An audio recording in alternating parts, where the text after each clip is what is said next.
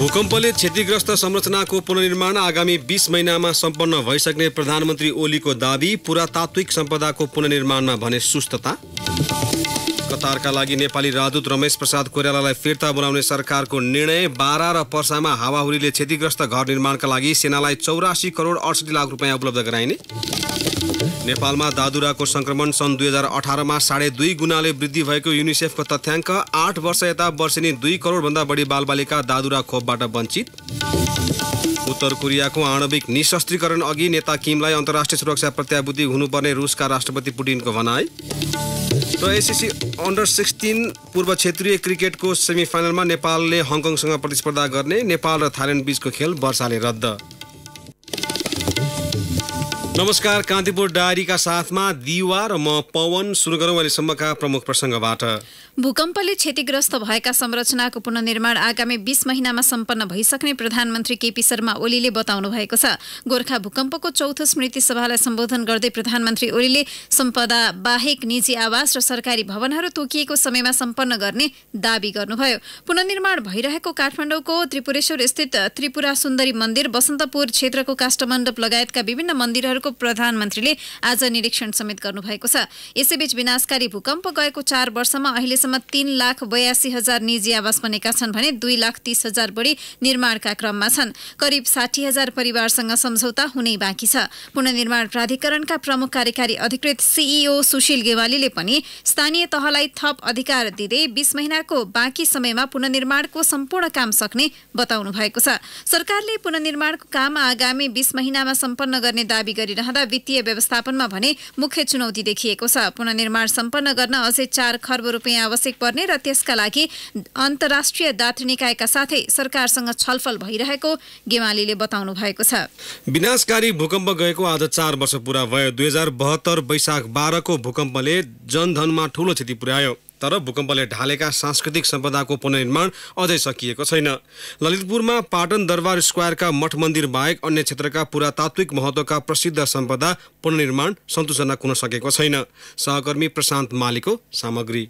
ललितपुरमा भूकम्पले 144 वटा सम्पदामा क्षति पुगेको थियो, जसमध्ये 31 वटा सम्पदा पूर्ण क्षति, 68 वटा आंशिक क्षति र 45 वटामा सामान्य क्षति पुगेको थियो। पाटन दरबार क्षेत्रका 3 तले हरिशंकर छत्र शैलीको 4 नारायण मन्दिर पुनर्निर्माणको काम अन्तिम चरणमा पुगेको छ। भीमसेन मन्दिर भने टेकोले अड्याइएको छ। 5 तले कुम्बेश्वर मन्दिर, 2 तलामा सोटो टोलको राधाकृष्ण बुगमती स्थित रातो मछिनाथ मन्दिर लगायतमा क्षति पुगेको थियो। दरबार क्षेत्रका 4 नारायण, हरिशंकर र भीमसेन मन्दिर बाहेक प्राय पुनर्निर्माण लगभग सम्पन्न भइसकेको छ भने अन्य क्षेत्रको पुनर्निर्माण अल्पत्र अवस्थामा परेको छ। कुम्बेश्वर मन्दिरका मूल पुजारी माधवश्याम शर्मा, भूकम्पमा नबिग्रेको पनि क्षति नभएको पनि अहिले क्षति भइरहेछ। अब यहाँ 2 तला छ, 2 तलाको माथि केही पुनर्निर्माण भनेर कार्य भएको थियो र अब यो कसुवाको गति भन्न पनि अलि नमिलो जस्तो अवस्था छ। 2-4 त इँटा थप्यो, फेरि 2-4 त इँटा थप्यो, यस्तै गर्दै यो अवस्था छ। धेरै दुःख लाग्दो कुरा छ। पाटन सोटोटोलको राधाकृष्ण मन्दिरमा अहिले झार उम्रेको छ। 3 तले मन्दिर 1 तला पनि उठेको छैन। पुनर्निर्माणको जिम्मा पाएको ठेकेदार सम्पर्कविहीन छन्। काठै काठबाट बनेको मन्दिर 4 करोड लागतमा बनाउने ठेक्का विनायक राम निर्माण कन्स्ट्रक्सनले पाएको थियो, तर अहिलेसम्म जग खन्ने बाहेकको अन्य काम हुन नसकेको बताउनुहुन्छ सोटोटोल सुधार समितिका अध्यक्ष सदनराज जोशी। त्यो मन्दिर बनाउँदाखेरि सुरुमा अलिअलि काम गरेछ, उसले बनाउँदाखेरि अलिअलि काम गरेर 2-4 महिना रोक्यो। त्यसपछि फेरि 5-6 महिना उसको के छ, फेरि 5-6 महिना उसले फेरि काम रोक्यो। फेरि उसलाई सोधेको काम किन रोकेको भनेको होइन, काम हुँदैछ। 1-2 दिन गर्दा महिना दिन गयो। पुनर्निर्माणमा खटाइएका ठेकेदारको लापरवाहीले समेत पुनर्निर्माणमा ढिलाइ भएको तर्क गर्नुहुन्छ पुरातत्व विभाग, स्मारक संरक्षण तथा दरबार हेरचाह कार्यालय प्रमुख सञ्जीव खनाल। केही यो आयोजनाहरू जस्तै कुम्बेश्वर मन्दिर भयो, सोठको राधाकृष्ण मन्दिर भयो, हाम्रो बुङ्गमतीका रातो मछिन्द्रनाथ भयो, यस्ता केही सम्पदाहरूमा केही समस्याहरूले गर्दाखेरि, प्राविधिक कारणहरूले गर्दाखेरि अलिकति भनेको टाइममा भन्दा अलिकति ढिला हुन गएको पक्कै पनि हो। त्यो छिटै नै यो सम्पदाको संरक्षणको हकमा उल्लेखनीय प्रगति देख्न सकिन्छ भन्ने मैले आश लिएको छु। नेवार व्यापारीले आराध्य देवको रूपमा पुजिने भीमसेन मन्दिर स्थानीयले पुनर्निर्माण गर्ने भनेको थियो। यसका लागि ललितपुर उद्योग वाणिज्य संघले जिम्मा पाएको थियो। पुरातत्व विभागले पुनर्निर्माण गर्न स्वीकृति दिन ढिलाइ गरेकोले समयमा पुनर्निर्माण गर्न नसकेको संघको भनाइ छ। ललितपुर उद्योग वाणिज्य संघका महासचिव एवं भीमसेन मन्दिर पुनर्निर्माण समितिका सदस्य सचिव मनोज बहादुर न्याछ। भीमसेन मन्दिरको पुनर्निर्माणमा अहिले हाम्रो जम्मा अहिले स्काई फलिङको काम राखेर हामी अगाडि बढ्दैछौँ। अनि हाल ललितपुर उड्डयन सङ्घको जिम्मेवारी पाएको जम्मा हामीलाई 4 महिना मात्र भएको छ। त यसमा हामीले चाहिँ अहिले चाहिँ हामीले सुरु गरेको स्काई फलिङबाट नै सुरु गरेर अहिले माथिको तल्ला पट्काउने काम चाहिँ सुरु भयो। अहिले मन्दिरमा हुने भजन कीर्तन बन्द छ। सर्वसाधारण मन्दिर प्रवेशमा रोक लगाएको छ। ठेकेदारको लापरवाही कारणले बुकमतीको रातो मसिनाथ मन्दिर पनि पुनर्निर्माण सम्पन्न हुन सकेको छैन। मन्दिर 2 वर्षमा सम्पन्न गर्ने गरी 2073 मा प्रेरा ठेगिम तुलसी जेबीले भ्याट सहित 4,75,75,016 रुपैयाँमा ठेक्का पाएको थियो। भूकम्प गएको 4 वर्ष बितिसक्दा समेत सरकारवाला निकायको उदासीनता, ठेकेदारको लापरवाही कारणले पुनर्निर्माणमा ढिलाइ त भएको छ नै, राष्ट्रिय सम्पदाको अस्तित्व समेत गुम्ने खतरा चुलिएको छ। बेलैमा सम्बन्धित निकायले यस सम्बन्धमा ध्यान नदिने हो भने ललितपुरका सम्पदा एकादेशको कठामा सीमित हुने हो कि भन्ने आशंका समेत बलियो बन्दै गएको छ। रेडियो कान्तिपुरको लागि प्रशान्त माली, ललितपुर। नुवाकोटमा रहेका 76,000 बढी भूकम्प पीडित मध्ये हालसम्म 44,000ले भवन निर्माण सम्पन्न गरेका छन्। करिब 40% पीडितले अझै निजी आवास बनाउन सकेका छैनन्। कोही अनुदानको पर्खाइमै छन् त कतिको गुनासो अझै सुनवाई भएको छैन। नुवाकोटमा निजी आवास निर्माण गर्न नसक्नेमा बढी एकल महिला रहेका छन्। सहकर्मी कृष्ण थापाको एक रिपोर्ट। 4 हिउँ 4 बर्खा काटेका नुवाकोट विद्युत नगरपालिका 2 तोपखानाकी 48 वर्षीय सावित्री विक अझै टहरामा छिन्। उनको 5 जनाको परिवार छ। निजी आवास पुनर्निर्माणका लागि पटक पटक गुनासो भर्दा समेत लाभग्राही सूचीमा समावेश हुन सकेकी छैनन्। 5 वर्ष अघि उनका श्रीमान बितेपछि घर बनाउन नसकेको बताउँछिन्। पेश गरेको छु, मेरो नामै आएन, त्यही भएर मैले भइसक्यो 7-8 चोटि पेश गरेको नि गरेको, अब नामै आएन। दसैँ अघि नै भरे हो। छोरो उहाँ काठमाडौँ लिएर बस्दा नि मैले आएर अरे लो आउन आएर नाम देख्न भनेर मैले काठमाडौँ बिरामी छोरो राखेर पनि अर्का कोठा राखेर पनि मैले ल्याएर भरे हो, आएन। 2072 साल वैशाख 12 गतेको भूकम्पले निजी आवास पुनर्निर्माणमा बढी असर एकल महिलाहरूलाई परेको छ। आर्थिक अभाव, गाउँमा सरल रूपमा कामदार नपाउनु र निर्माण सामग्री महँगो भएपछि उनीहरूलाई समस्या बनाएको छ। यस्तै आर्थिक अभावले घरको जगमात्र हालेर बसेकी लिखु गाउँपालिका वडा नम्बर 1 राउ स्वाराकी 41 वर्षीय कमला थापा मगरलाई परेको छ। उनको 3 जनाको परिवार छ। छोराछोरी पढाउनेदेखि लिएर घर बनाउने अभिभारा उनकै काँधमा छ। एकल महिला हुँ म, अनि अब बनाउन सकिन, ऋण गरेर बनाउन पनि तिर्न सकिँदैन, कमाइ छैन, त्यही भएर अनि अलिक गरेर बस्दिनँ। गर्न त गर्छु, बनाउन त बनाइहाल्छु, अलिक पछि अलिक धेरै समय लाग्छ। के गर्नु, अब त्यही आएको पैसाले डिबिसी गरेर सकि, अब घर बनाउन सकेन। अब यहाँ त अब अरूले भर गर्ने मान्छे पनि छैन, अनि त्यही अब गरेर अनि बसिरहेको। धेरै पैसा लाग्छ घर बनाउन नि, तिनीहरू पैसाले पुग्दैन। नुवाकोटमा लाभग्राही भूकम्प पीडितहरू 76,679 छन्। पहिलो किस्ता लिनेहरू 71,000 पुगेका छन्। दोस्रो किस्ता लिनेमा 64,748 छ भने तेस्रो अर्थात् अन्तिम किस्ता लिनेहरू 44,867 रहेका छन्। समग्रमा नुवाकोटमा आफ्नो निजी आवास बनाउने 59% छन्। जिल्ला आयोजना कार्यान्वयन इकाइ भवनका प्रमुख कोशनाथ अधिकारीले गुनासो सम्बोधन भएर आएमा नुवाकोटका भूकम्प पीडितहरू 80,000 पुग्ने बताउँछन्। टुर तथा पुनर्जाँच सर्वेक्षणको काम भइरहेको अवस्था छ। यो वैशाख मसान्तभित्र सक्ने भनिएको छ। त्यो काम गर्नलाई प्राविधिकहरूलाई एउटा पालिकामा 2 जनाको दरले हामीले खटाइसकेको अवस्था छ। उहाँहरू त्यो सर्वेक्षणको काम गर्नुहुन्छ। अब यस पटकको सर्वे अन्तिम पटक भनिएको छ। यसका लागि गुनासो जति पहिला पुनर्निर्माण प्राधिकरणमा दर्ता भएका थिए त्यहाँबाट फरछुट हुन नसकेका गुनासाहरू पनि हामीलाई प्राप्त भएको छ। जनप्रतिनिधिहरू जो स्थानीय स्तरमै हुनुहुन्छ उहाँहरूले छुट भएको कसको छ, के छ भन्ने कुरो उहाँहरूलाई थाहा छ। त्यसैले गर्दा अब यो छुटका कुराहरू र पुनः सर्वेका कुराहरू आगामी दिनहरूमा दोहोरिने छैनन् भन्ने विश्वास पुनर्निर्माण प्राधिकरण, केन्द्रीय आयोजना कार्यान्वयन इकाइ सबैले दिएको छ। गुनासो भरेर लाभग्राहीमा नपरेका एकल महिला लगायतलाई प्राविधिक खटाएर अन्तिम पटक लाभग्राही सूचीमा समावेश गराउने लक्ष्य रहेको जिल्ला आयोजना कार्यान्वयन इकाइ भवनले जनाएको छ। लक्ष्य जतिसक्दो छिटो पूरा होस् भन्ने प्रतीक्षामा उनीहरू छन्। यद्यपि यसमा सरोकारवाला निकायको तदारुकता अति आवश्यक देखिन्छ। रेडियो कान्तिपुरका लागि कृष्ण थापा, नुवाकोट। विनाशकारी भूकम्पले ठूलो मानवीय र भौतिक क्षति पुर्याएको रसुवाको पर्यटकीय क्षेत्र लाङटाङ बिस्तारै पुरानै लयमा फर्कँदैछ। भूकम्पले थाथलो नै ध्वस्त पारेको लाङटाङ करिब पुरानै अवस्थामा फर्केर अहिले मुस्कुराउन थालेको छ। रसुवाबाट सहकर्मी बलराम घिमिरेले पठाएको सामग्री। विनाशकारी भूकम्पपछि साबिकको लाङटाङ गाविस करिब 3 महिना पुरै मानव रहित अवस्था हुन पुगेको थियो। भूकम्पबाट बाँच्न सफल भएकाहरू थाथलोमा बस्न नसकेपछि विस्थापित भएर काठमाडौँको एलुगुम्बामा बसेका थिए। भूकम्पले ध्वस्त बनाएको सुन्दर पर्यटकीय क्षेत्र लाङटाङ पुनर्निर्माणसँगै अहिले पुरानै अवस्थामा पुगिसकेको छ। भूकम्पपछि विस्थापित भएका सबै लाङटाङवासीहरू आफ्नो थाथलोमा फर्किसकेका छन्। साबिकको लाङटाङ गाविस पुनर्निर्माण भएर भूकम्प जानुभन्दा अगाडिकै अवस्थामा पुगेको गोसाइकुण्ड गाउँपालिका वडा नम्बर 4 का अध्यक्ष सुप्पा तामाङले बताए। अस्ति पुनर्निर्माण भूकम्पभन्दा अगाडि 95% पुनर्निर्माण सबै बनिसकेको छ। बाटोघाटो पनि सबै 95% सबै कार्यान्वयन राम्रो भइसकेको छ। पुनर्निर्माणको इन्जिनियर सल्लाह अनुसार नै भूकम्प प्रतिरोधी घर बनाएको छ। एकदम पहिलाको जस्तो अब सबै लाङटाङ अब 95% सबै घरहरू पुनर्निर्माण भइसकेको छ। भूकम्पसँगै खसेको हिमपैह्रोले पुरानो लाङटाङ गाउँ नरहे पनि लाङटाङ हिमालको शिर झुकेको छैन। भूकम्प अगाडि जस्तै गरी चम्किएको छ। पर्यटकीय क्षेत्र भएकाले लाङटाङवासीको मुख्य पेशा र व्यवसाय भनेको होटल र पशुपालन हो। पुनर्निर्माणको तथ्याङ्क अनुसार लाङटाङमा 125 घरधुरी छ। पुनर्निर्माण पछि बनेका 85% घरमा स्थानीयले पर्यटक लक्षित होटल सञ्चालन गरेको लाङटाङका पर्यटन व्यवसायी तेम्बा लामाले बताए। अब लाङटाङ पहिलो 2032 सालको भूकम्पमा पर्यटन सबै छ हैन, धेरै क्षति भएको। अहिले चाहिँ पुनर्निर्माण हाम्रो राम्रै भइरहेछ।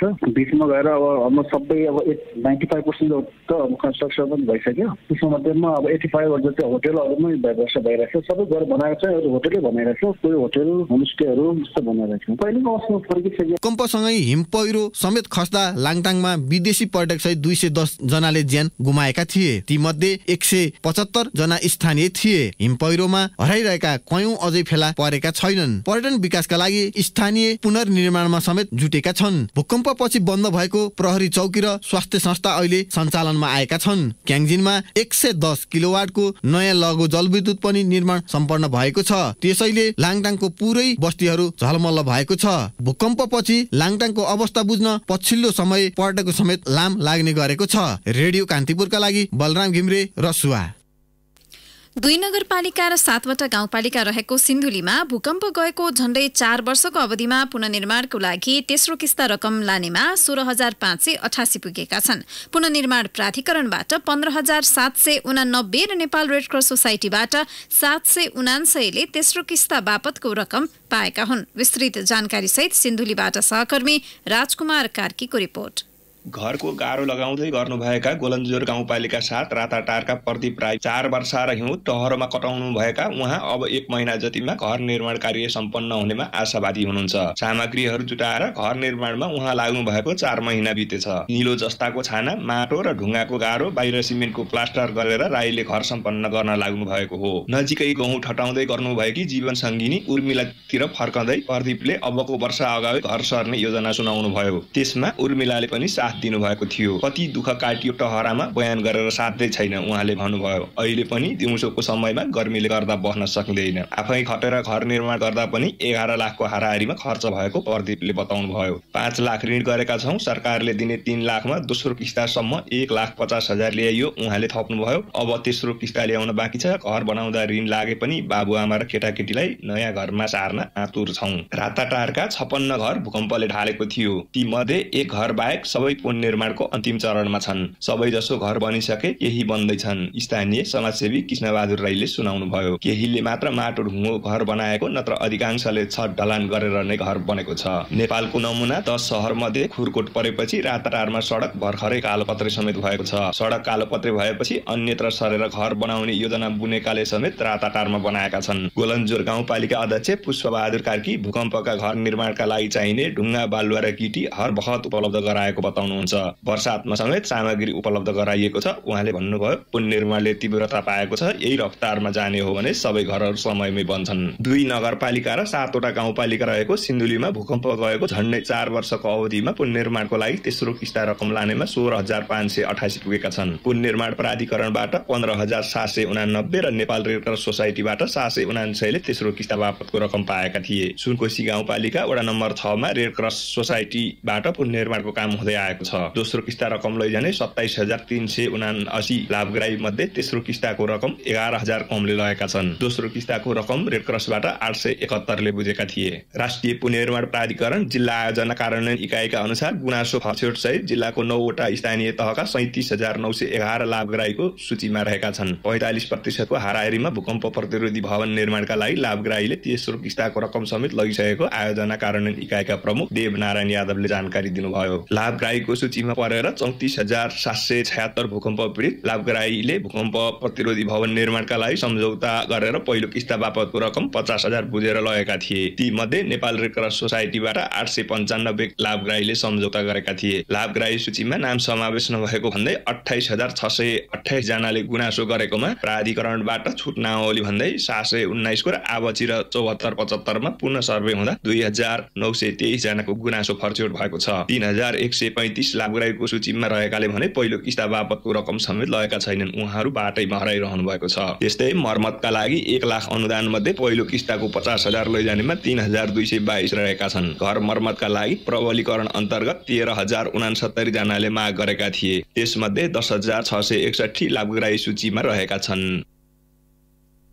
कान्तिपुर डायरीमा अब ब्रेकको पालो। अब बाँकी प्रसङ्ग। सरकारले कतारका लागि नेपाली राजदूत रमेश प्रसाद कोइरालालाई फिर्ता बोलाउने निर्णय गरेको छ। गत बिहिबार र मंगलबार बसेको मन्त्री परिषद बैठक निर्णय सार्वजनिक गर्न आज आयोजित पत्रकार सम्मेलनमा सरकारका प्रवक्ता एवं सञ्चार तथा सूचना प्रविधि मन्त्री गोकुल बास्कोटाले राजदूत कोइरालालाई फिर्ता बोलाउने निर्णय भएको जानकारी दिनुभयो। सरकारले आवश्यकता महसुस गरे फिर्ता बोलायो। किन कसो भन्दा पनि यस्तो भइ पनि राखेको छ, तपाईहरुले देखि पनि राख्नु भएको छ। यसलाई त्यसै गरी बुझ्नुस्, त्यही राम्रो हुन्छ। यस्तै मन्त्री परिषदले बारा र पर्सामा हावाहुरीले क्षतिग्रस्त घर निर्माणका लागि नेपाली सेनालाई 84 करोड 68 लाख रुपियाँ दिने निर्णय गरेको छ। साबिकको दुर्गम क्षेत्र विकास समितिमा कार्यरत कर्मचारीलाई स्थानीय तहमा समायोजन गर्ने निर्णय पनि मन्त्री परिषदले गरेको छ। यस्तै सहुलियतपूर्ण कर्जाका लागि ब्याज अनुदान सम्बन्धी एकीकृत पहिलो संशोधन कार्यविधि 2075 लाई स्वीकृति प्रदान गरेको छ। सैती खोला साना जलविद्युत आयोजना निर्माणका लागि वन क्षेत्र प्रयोग गर्न दिने, सिक्टा सिँचाइ आयोजनाको क्षतिग्रस्त खण्डको मर्मत तथा सुधार गर्ने निर्णय समेत मन्त्री परिषदले गरेको छ। आगामी आर्थिक वर्षको बजेट तर्जुमाका लागि 7 प्रदेशमा मन्त्रालयगत बजेट सूचना प्रणाली प्रयोगमा ल्याउन स्वीकृति दिएको मन्त्री बास्कोटाले जानकारी दिनुभयो। नेपालमा दादुराको संक्रमण पछिल्लो वर्ष 2.5 गुणाले बढेको संयुक्त राष्ट्रसङ्घीय बालकोष युनिसेफले जनाएको छ। युनिसेफले सार्वजनिक गरेको प्रतिवेदन अनुसार सन् 2018 मा नेपालमा 240 जनामा दादुराको संक्रमण फेला परेको छ। सन् 2017 मा यो संख्या 79 थियो। सन् 2010 देखि 17 सम्ममा संसारका करिब 17 करोड बालबालिकाले दादुराको खोप पहिलो मात्रा छुटाएको र त्यो औसतमा वर्षेनी 2 करोड भन्दा धेरै रहेको युनिसेफले जनाएको छ। युनिसेफका कार्यकारी निर्देशक हेनरिएटा फोर्डले भन्नुभयो, आज हामीले केही देशहरूमा देखिएको दादुराको महामारीको धरातल केही वर्ष अघि नै बनेको थियो। दादुरा भाइरसले खोप नलगाएका बालबालिकालाई भेटिहाल्छ। यदि हामी अहिले यो खतरनाक तर रोक्न सकिने रोगलाई फैलनबाट रोक्न गम्भीर छौं भने हामीले धनी र गरिब सबै देशका बालबालिकालाई खोप लगाउनुपर्छ। सन् 2019 को पहिलो 3 महिनामा समेत दादुराको संक्रमण करिब 3 गुणाले बढेको छ। एनसेल लाभकर विवादमा सर्वोच्च अदालतले पुनः एनसेलकै पक्षमा अल्पकालीन आदेश जारी गरेको छ। न्यायाधीश बमकुमार श्रेष्ठको एकल इजलासले दुवै पक्षको छलफल नभएसम्मका लागि एनसेलसँग कर लिने कार्य नगर्न ठूला करदाता कार्यालयको नाममा अल्पकालीन अन्तरिम आदेश जारी गरेको हो। सर्वोच्चले लाभकर निर्धारण विवादमा दुवै पक्षलाई बोलाउँदै सो अवधिसम्मका लागि कर लिने निर्णय यथास्थानमा राख्न भनेको छ। दुवै पक्षलाई सर्वोच्चले वैशाख 24 गते छलफलका लागि बोलाएको छ। ठूला करदाता कार्यालयले निर्धारण गरेको कर विरुद्ध एनसेल गत सोमबार सर्वोच्चमा पुगेको थियो। ठूला करदाता कार्यालयले एनसेलले अब 39 अर्ब 6 करोड 6 लाख रुपियाँ तिर्नुपर्ने भनी कर निर्धारण गरेको छ। तर एनसेलले 14 अर्ब 36 करोड मात्र लाभ कर बुझाउनु पर्ने दावी गर्दै आएको छ। सामुदायिक विद्यालयले आगामी 10 वर्षभित्र रूपान्तरण गर्न शिक्षकको योग्यता, दक्षता र उत्प्रेरणामा सुधार गर्नुपर्ने लगायत 26 बुँदे योजना तयार पारिएको छ। शिक्षा विज्ञान तथा प्रविधि मन्त्रालयको आयोजनामा भक्तपुरमा भएको सम्मेलनमा देशभरका 26 सामुदायिक विद्यालय तथा 7 वटा स्थानीय तहले आफ्नो क्षेत्रमा शिक्षामा भएको सुधारका कार्यक्रमबारे प्रस्तुति दिएका थिए। सम्मेलनमा सहभागी विद्यालयले शैक्षिक गुणस्तर सुधारका लागि सरकारको बजेटको भर नपरी आफ्नै पहलमा स्रोत जुटाएर विद्यालय सञ्चालन गर्दै आएको बताएका थिए। त्यस्तै सामुदायिक विद्यालयका शिक्षकलाई कार्य सम्पादनका आधारमा प्रोत्साहन गरेमा शैक्षिक सुधार हुन सक्ने बारे सम्मेलनमा निष्कर्ष निकालिएको छ। कार्यक्रममा शिक्षा विज्ञान तथा प्रविधि मन्त्री गिरिराजमणि पोखरेलले सामुदायिक विद्यालयमा गुणस्तर सुधारका लागि प्रधानमन्त्री स्तरीय छलफल जारी रहेको बताउनुभयो। विश्वमा तीव्र गतिमा बढेको शिक्षाको गतिलाई भेट्टाउन नसके पनि सरकार त्यसतर्फ उन्मुख रहेको मन्त्री पोखरेलको भनाइ छ।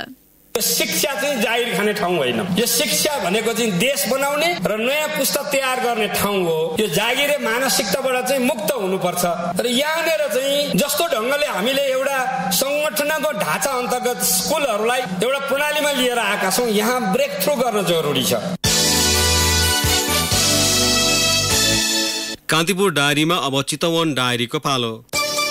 चितवन डायरीमा रमेश कुमार पौडेलको नमस्कार। नारायणगढ मुगलिङ सडकमा पहिरो नियन्त्रणका लागि अघिल्लो वर्षको भन्दा अत्याधिक काम गर्नुपर्ने छ, तर अझै ठेक्का सम्झौता समेत हुन नसकेका कारण यस वर्ष पहिरो नियन्त्रण समयमा नहुने प्रति चिन्ता व्यक्त गरिएको छ। पहिरो नियन्त्रण गर्न टेन्डर प्रकाशित भएकाले प्रक्रिया पूरा गरी सम्झौता हुन असारको पहिलो हप्तासम्म लाग्ने नारायणगढ मुगलिङ सडक आयोजनाका सूचना अधिकारी इन्जिनियर शिव खनालले बताउनुभयो। 7 ठाउँमा पहिरो नियन्त्रणको काम गर्नुपर्नेछ।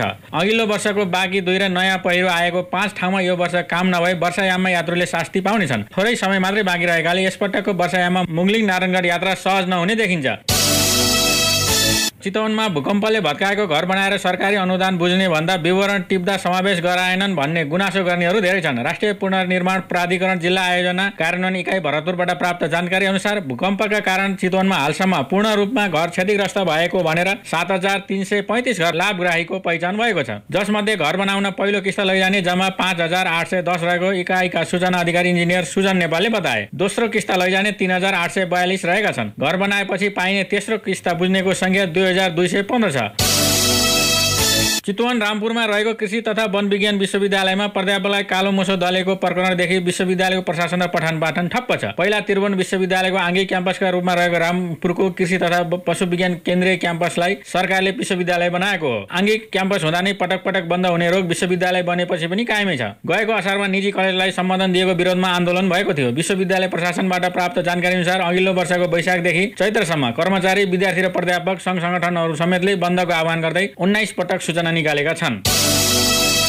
गरिब तथा ज्यानदार विद्यार्थीका लागि छात्रवृत्ति उपलब्ध गराउन चितवन पर्साका एकजना व्यक्तिले सुरु गरेको अक्षय कोषमा 1 करोड रुपियाँ सङ्कलन गर्ने लक्ष्य पूरा हुने भएको छ। खैरेनी नगरपालिका 8 पर्साका 56 वर्षीय मुरली प्रसाद गजुरेलले 67 सालको पुसबाट यो कोषमा रकम जुटाउन सुरु गरेका हुन्। गजुरेल आफैले 1000 रुपियाँ राखेर कोष सुरु गरेका थिए। पछि जन्मदिन वा बिहेको वार्षिक उत्सव मनाउनेहरूले गजुरेलको कोषमा रकम सहयोग गरेका हुन्। अक्षय कोषमा हालसम्म 96 लाख रुपियाँ सङ्कलन भएको छ। अवस्था चितवन डायरी आजलाई यति नै। रमेश कुमार पौडेल बिदा हुन्छु, नमस्कार।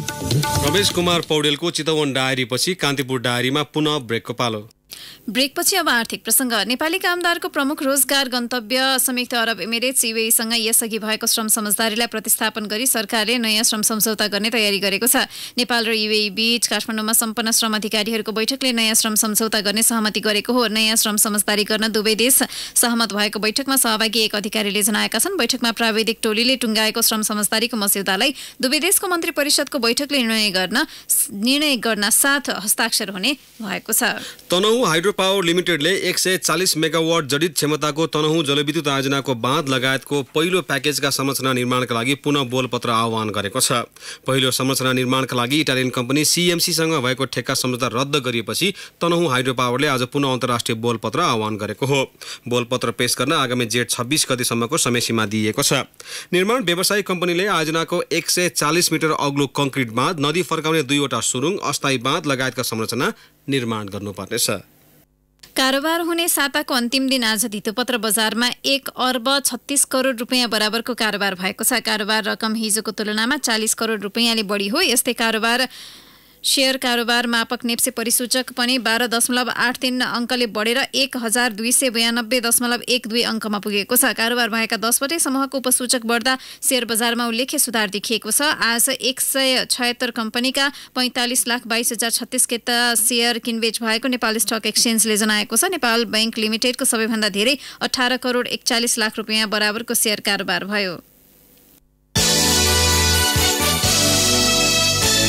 अब अन्तर्राष्ट्रिय प्रसङ्ग। उत्तर कोरियाको आणविक निशस्त्रीकरण अघि नेता किम जोङ उनको अन्तर्राष्ट्रिय सुरक्षाको सुनिश्चितता हुनुपर्ने रुसका राष्ट्रपति भ्लादिमिर पुटिनले बताउनु भएको छ। दुई मुलुकका कार्यकारी प्रमुख बीच रुसको भ्लादिभोस्तोकमा भएको शिखर वार्तापछि राष्ट्रपति पुटिनले बहुराष्ट्रिय ढाँचा निर्माण गरी सुरक्षा सुनिश्चित गर्नुपर्ने बताउनुभयो। वार्तापछि उत्तर कोरियाली नेता किम जोङ उनले भेट अर्थपूर्ण भएको बताउनुभयो। दुई नेताबीच एजेन्डामा रहेका विषयमा खुला छलफल भएको राष्ट्रपति पुटिनले बताउनुभयो। वार्ताका क्रममा अमेरिकासँग उत्तर कोरियाले भियतनाममा गरेको वार्ताका विषयमा समेत कुराकानी भएको छ। आर्थिक प्रतिबन्ध पूर्ण रूपमा हटाउनुपर्ने मागका कारण अमेरिकासँगको वार्ता बिथुलिएपछि उत्तर कोरियाका नेता किम रुसको साथ खोज्न त्यहाँ पुग्नु भएको हो। अब खेल प्रसङ्ग। थाइल्यान्डमा जारी एसीसी अन्डर 16 पूर्वी क्षेत्रीय क्रिकेट प्रतियोगिताको सेमिफाइनलमा नेपालले हङकङसँग प्रतिस्पर्धा गर्ने भएको छ। समूह ए को विजेता नेपालले समूह बी को उपविजेता हङकङसँग सेमिफाइनलमा खेल्ने भएको हो। अर्को सेमिफाइनलमा समूह बी को विजेता सिङ्गापुरले समूह ए को उपविजेता मलेसियाको सामना गर्नेछ। सेमिफाइनलको दुवै खेल शनिबार हुनेछन्। प्रतियोगितामा नेपालले 3 खेलबाट 5 अङ्क जोडेर समूह विजेता बनेको हो। यस समूहमा मलेसिया 4 अङ्कसहित उपविजेता बन्यो। समूह बीमा हङकङले 3 खेलबाट 3 अङ्क जोड्यो। प्रतियोगिता अन्तर्गत समूह चरणको अन्तिम खेलमा नेपालले आज आयोजक थाइल्यान्डसँग 1 अङ्क बाँडेको थियो। वर्षाको कारण खेल रद्द भएपछि नेपाल र थाइल्यान्डले अङ्क बाँडेका हुन्। साबिकको विजेता नेपालले समूहको पहिलो खेलमा म्यानमारलाई 7 विकेटले र दोस्रो खेलमा मलेसियालाई 39 रनले पराजित गरेको थियो। अवस्था साथीहरूलाई कान्तिपुर डायरी समाप्त हुन्छ। राति 8 बजे सेक्युरिटी एन्ड क्राइम डायरीका साथ आउने नै छौँ। तबसम्मका लागि दिवा र पवनलाई आज्ञा दिनुहोस्। नमस्कार।